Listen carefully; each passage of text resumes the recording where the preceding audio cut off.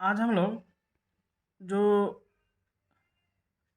संख्या का जो अपवर्तक या गुणनखंड निकाल ये इंग्लिश में जिसको फैक्टर कहते हैं, उसको हम लोग निकालेंगे बहुत ही आसान पद्धति द्वारा। और एक भी किसी भी संख्या का एक भी अपवर्तक नहीं छूटेगा। जैसे यहाँ पे हम बता पहले 1 नंबर करने जा रहे हैं। जैसे अगर 12 का अपवर्तक अगर कहेगा, तो हम लोग साधारणतः क्या करते हैं, जो इसके पहाड़ किसके कौन सा टेबल में, किसके टेबल में 12 जो आता है उसको हम लोग यहाँ पे लिखेंगे। जैसे एक तो लिखना ही पड़ेगा, कोई भी संख्या का अपवर्तक एक होता है। एक, फिर ये 2 का टेबल में 12 आता है, 3 का टेबल में 12 आता है, 4 का टेबल में 12 आता है, 6 का टेबल में 12 आता है, खुद 12 का टेबल में 12 आता ही है।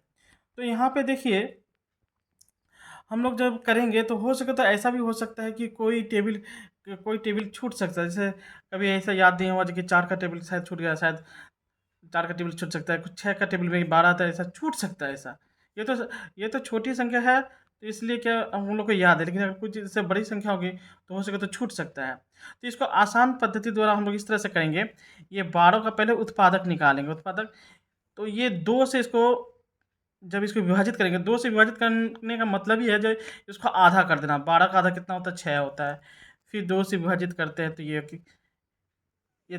6 का आधा कितना होगा? 3 होगा। फिर ये 3 से 3 को भाग करेंगे तो 1 होगा। अब एक काम करेंगे, एक इस तरह का एक वृत्त बनाते हैं। इस वृत्त में ये 12 को लिखते हैं और घड़ी की दिशा में इन संख्या को लिखते हैं। एक को नहीं लिखेंगे। जैसे यहाँ 2 लिखें, फिर ये 2 लिखेंगे, फिर ये 3 लिखेंगे। अब देखिए 12 का अपवर्तक, जैसा कि हम बताए थे आपको, जो अपवर्तक ये एक होगा ही, किसी भी संख्या का अपवर्तक एक होगा ही। फिर यहाँ पे देखिए कौन सा संख्या आया है? 2 आया है। ध्यान दीजिएगा, कोई संख्या अगर जितना बार भी आए ना क्यों, इस उसको एक ही बार हमको लिखना है। यहाँ 2 बार आया है तो हमको एक ही बार लिखना है। फिर ये 3 आया है। अब एक काम करेंगे, यहाँ दो दो संख्या को गुना करेंगे। इस दोनों को गुना कीजिए, कितना होगा? 4। फिर ये 2 को 3 से गुना कीजिए, कितना आएगा? 6। फिर ये 3 को 2 से जब गुना करेंगे तब 6 आएगा, तो एक बार लिख चुके हैं। अब ये तीनों को गुना कीजिए। तो एक बात याद रखिएगा, जब भी हम इस तीनों को गुना करके एक जहाँ से शुरू किए तो उसी वृत्त वहीं पे अगर आ जाएंगे तो वो गुना करेंगे तो जिसका आप वर्तक निकाल रहे हैं वही होगा। तो यहाँ पे देख लीजिए, 2 को 2 से गुना करेंगे 4 होगा, 4 को 3 से गुना करेंगे 12 होगा। तो देखिए एक भी हमारा छूटा नहीं। अब देखिए दूसरा सवाल हम कर रहे हैं। दूसरा सवाल क्या है? 36। तो 36 को हम लोग उत्पादक विश्लेषण करते हैं। 2 से इसको भाग करते हैं। 2 से भाग करने का मतलब ही हो गया, विभाजित करने का मतलब ही हो गया ये आधा करना। तो 36 का आधा 18, फिर 2 से करते हैं, 18 का आधा 9, 3 से विभाजित करेंगे तो ये हो जाएगा 3।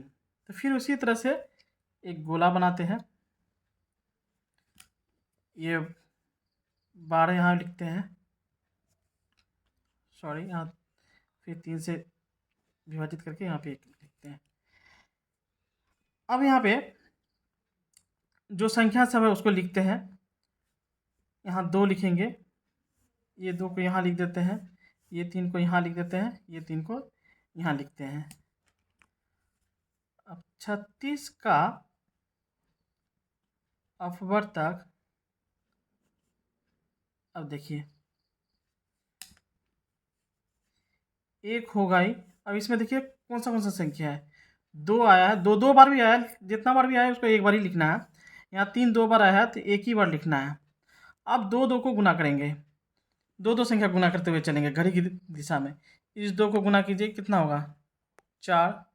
इस दोनों को गुना कीजिए, कितना होगा? 2 गुना 3 6, 3 गुना 3 कितना होगा? 9। फिर 3 गुना 2 कितना होगा? 6। तो 6 लिख चुके हैं। तभी अब एक काम करते हैं, अब 3 को गुना करेंगे, 3 संख्या लेके गुना करेंगे। ये 3 संख्या को गुना करते हैं। तो 2 को 2 से गुना करने से 4, 4 को 3 से गुना करेंगे तो कितना होगा 12। तो यहाँ हम 12 लिख देते हैं। फिर ये 3 को गुना करते हैं, तो देखिए 2 को 3 से गुना करने से कितना होगा 6। 6 को 3 से गुना करेंगे तो 18, तो ये 18 लिख देते हैं। फिर इस तीनों को गुना करते हैं, तो 3 को 3 से गुना करेंगे 9, 9 को 2 से गुना करेंगे कितना होगा 18। तो फिर वो उस 18 लिख चुके हैं। अब जैसे ही हम लोग चारों तीन तीन संख्या गुना करेंगे, अब चारों संख्या गुना करेंगे। जैसे ही हम लोग चारों संख्या गुना करेंगे तो उसी वृत्त का निर्माण हो रहा है। तो सॉरी, यहाँ पे गलत लिखे हैं, यहाँ पे 36 होगा। तो जैसे ही ये चारों को गुना करेंगे तो जिस संख्या को लेकर चलते हैं वही खुद हो जाएगा, तो ये 36 हो जाएगा। ऐसे भी आप देख लीजिए, 2 को 2 से गुना करने से 4, 4 को 3 से गुना करेंगे कितना होगा 12, 12 को 3 से गुना करेंगे कितना होगा 36। तो ये देखिए उत्पादक एक भी छूटा नहीं। फिर उसी तरह से देखिए हम 75 का कर रहे हैं। 75 को उत्पादक करेंगे तो इसकी इकाई संख्या 5 है, तो 5 से विभाजित होगी, तो 5 से इसको भाग करेंगे तो कितना होगा 15 होगा। फिर 5 से भाग करेंगे तो इसका कितना होगा ये 3 होगा। फिर 3 से भाग लेंगे तो 1 होगा। तो फिर उसी तरह से एक गोला बनाते हैं, इसके अंदर में 75 लिखते हैं सुविधा के लिए। अब एक काम करेंगे, इसमें जो है संख्या को जो घड़ी की दिशा में लिखेंगे, तो छोटी संख्या को पहले लिखेंगे, तो ये 3 5 5। तो 75 का अपवर्तक हो जाएगा 1 होगा ही। फिर यहाँ पे ये संख्या में दिखेंगे कौन सा संख्या आया 3 आया है, 5 2 बार आया लेकिन एक ही बार लिखेंगे। अब ये 2 2 करके गुना करेंगे, इस दोनों को गुना कीजिए कितना होगा 15 होगा। इस दोनों को गुना कीजिए कितना होगा 25 होगा। 5 और 3 को गुना करेंगे 15 आ चुका है। अब एक काम करेंगे, 3 संख्या लेके गुना करेंगे, इस तीनों को गुना कीजिए, तो 3 बचे कितना होगा 15, 15 बचे कितना हो जाएगा 15 बचे 75। तो यहाँ पे क्या हो गया 75, मतलब यहाँ 3 संख्या था, तीनों को अगर गुना करेंगे तो 75 आएगा।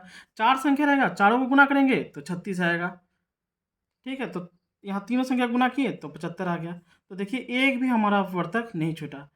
अगर वीडियो अगर आपको पसंद आए तो लाइक, कमेंट और सब्सक्राइब जरूर कीजिएगा।